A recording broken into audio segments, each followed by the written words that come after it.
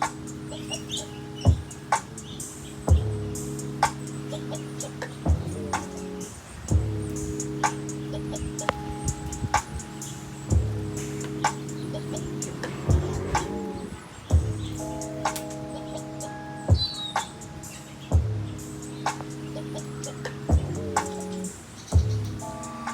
is up, everybody? It is Gooniac again. I'm here to share with you another interesting situation I'm having here. We have some brand new batteries that I just soldered ends on, and we're going through their initial cycles, and as you can see, this one is having some issues. All the other cells charged, but we've got one cell that is out of balance.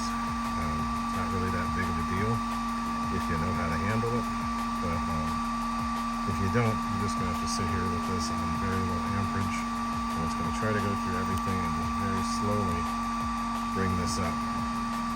Well, I don't want to do that, so I'm actually going to show you how to do this a faster way.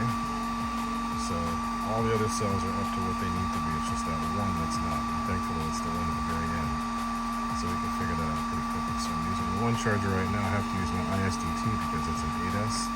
This is an 8S pack. So let's turn this one off and then let's get to doing it on a single cell. So we're going to go here, we're going to stop, and I'm going to disconnect this battery from this charger. So just cut it, disconnect. So I have a different charger that I will be using in its place. This is a reactor. Charge. We're going to do a regular charge. This is actually LiPo. It's going to be charged, but it's going to be 1S. We're going to take the charge down to, you don't want to go much over 2 amps just because this setup is very small. But what we're going to do is use this to charge an individual cell.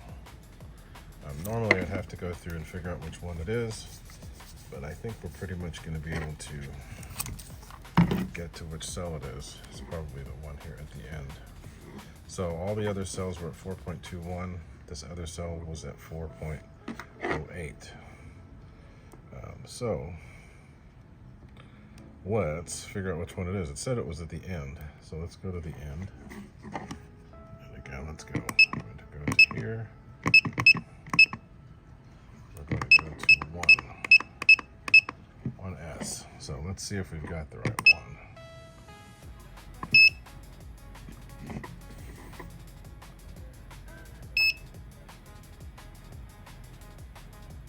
It's 4.2. That's probably not the one. So we know that it's at the end, so let's go all the way to the other end.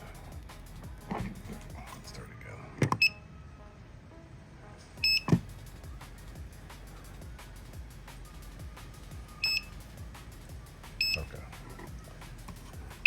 So it was that one.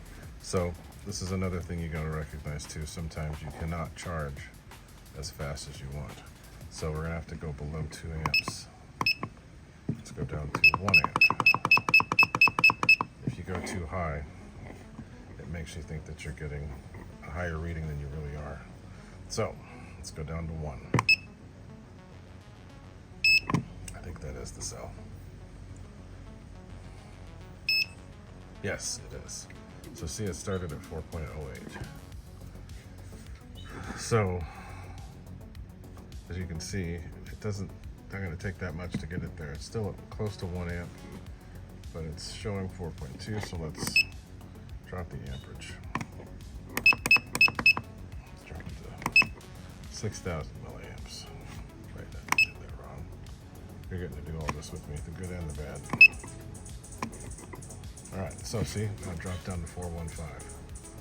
So that's showing you that that's the cell that's bad. 0.6, charging at 0.6 amps. That should work to get it up. I'm not going to sit here and go through the whole thing, but that is just one of the ways that you can go through and charge a single cell. It does take patience because sometimes you'll have to make that the charge rate a lot lower simply because it's a brand new battery. the internal resistance could be higher. And if you charge at a higher rate, it's going to give you a false reading. So just going to have to be patient with this and let it come up slowly. 4.15 is pretty good. Let's see, it's already gone up to 4.16. Just got to give it time and it will make it pass. I think I could probably go up a little bit more. Go to one more and see what it does. Let's just go to there. Anyway, that's a little quick tip. I will do a quick video after I've gotten it done, but might want to do this on a live stream too so you guys can see. I don't work so much off of internal resistance. I know people always look at internal resistance on packs. I just want a pack that works, and packs that work will give me the time that I want. They won't get too hot, and they won't go out of balance when they discharge.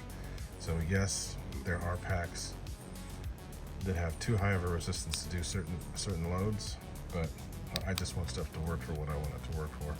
So you can get all complicated with that stuff or just stick with things that work. I just stick with what works. So this is slowly going up. Once it gets to be the same as what the other cells were, then we can discharge the pack and go through a cycle. So anyway, there you go. Hope that helps. Thanks for watching.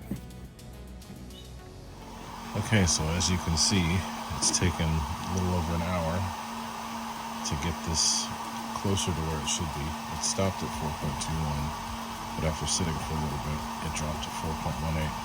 That's pretty much close enough for what we need to do right now. It took 586 milliamps just going into that one cell to help get it up to the voltage it needs to be. And again, we used this little adapter to get it to work.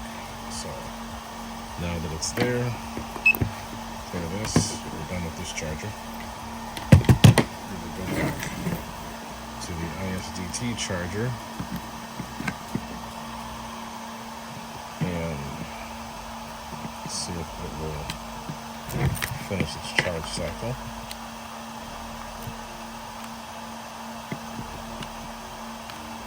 See where all the cells are.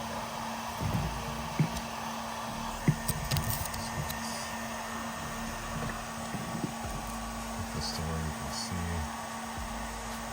all the voltages. They're pretty close. That's reasonably close. Let's try and see what it does. A little up. And if we can't get it to do what we need it to, then we're going to have to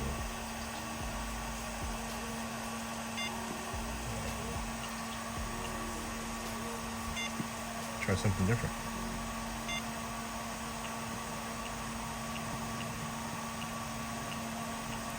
Okay, what's this thing doing? Let's see. There we go. Let's put that on charge. Oh, we're on discharge right now. Go back to task. Charge. Cells, 40 amps. Let's see what it does. So let's see if this comes up at all. Technically it's close enough, but I'd like to try a little bit harder to get it closer to 4.21. Because once it's done at 4.21, after it rests it goes to 4.2. So let's see if we can get it to do that, and if we can, then we're good. That's one way to revive one cell that seems to be lower than all the rest. And judging by what it's doing right now, it looks like it's reacting. So it worked. I won't let it go completely full because it might take a little bit longer than I want. But that's what it takes to do it. So it was at 4.06. And now all the cells are equal. So there you go. That's it. Just need to do a few more cycles and then we'll be ready for use. Hope that helps.